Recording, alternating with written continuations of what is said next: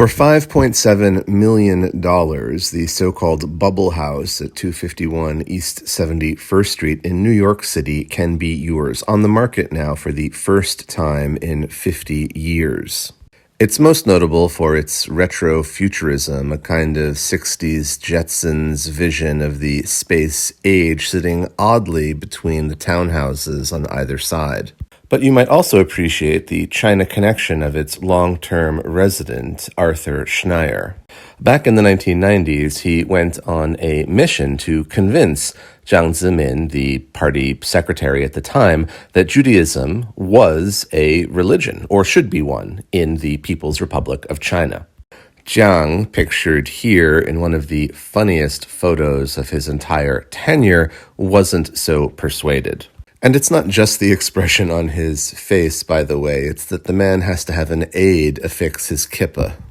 Now, while the ruling Communist Party is avowedly atheist, there are millions of religious believers and practitioners in the country, and 5 recognized religions.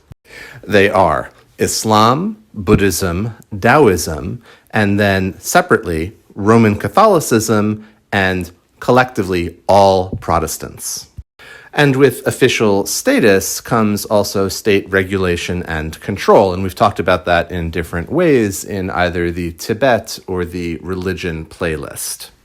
Judaism, you'll notice, is not on this list like many other world religions. And that's where Arthur Schneier, the owner of this house, comes in.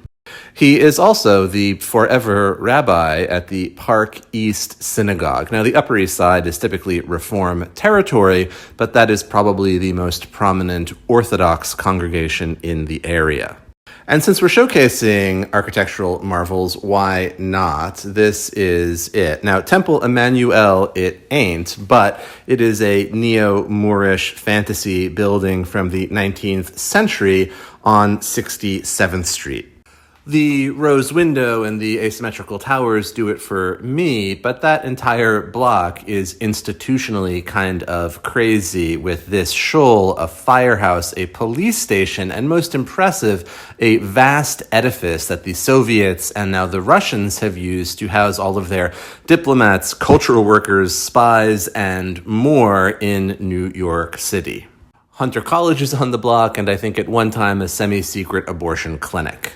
But back to Rabbi Schneier. Now, for those of you from the New York area, the name might sound a little familiar, and you could be confusing him with his son, who is a person of similar character.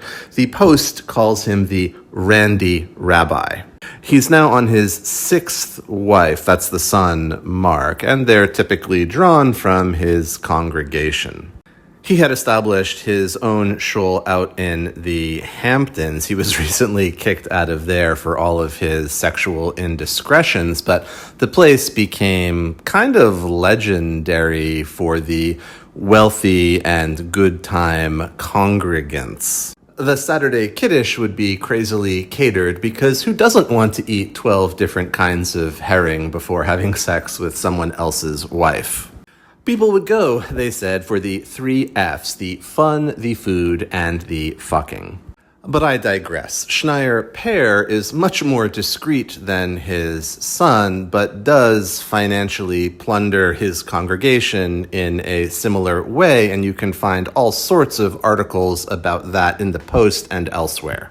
But he's a great fundraiser who loves the spotlight, founded his own bogus foundation, and was buddy enough with Bill Clinton that he actually got the nod to go on this mission to China in 1998, in theory, to engage with subjects involving religious freedom between the U.S. and the People's Republic.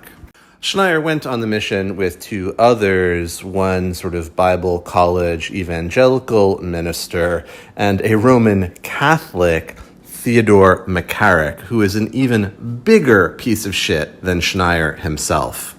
McCarrick is the cardinal who was laicized, in part for having sex with seminarians he oversaw, and maybe even sexual involvement with children.